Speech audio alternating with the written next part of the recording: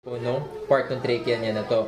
Pagbaba po natin, mapapansin nyo na lumiit po siya, naging 4.2. So, dito si area to, lumaki po siya ulit, 4.6. Pero, sa dulo po, mapapansin nyo, 3.2 lang siya.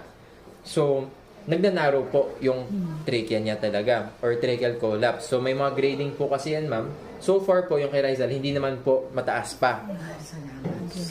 Opo. Pero definitely, nagpapakita na po siya ng signs. Kailangan gamot na vitamins.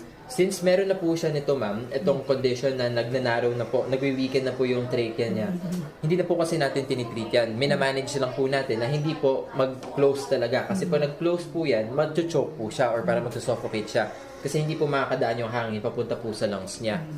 So, ang goal po ng treatment natin ngayon, is aside po dito, sa treat po natin yung sa liver niya, is i-control po natin yung amount of congestion sa may lungs niya. At the same time, mapapansin nyo po yung lining nito, medyo visible po na puti talaga kung makikita nyo. Pwede po yan due to yung irritation from repeated. Kasi balik-balik ubunin eh. Yes po.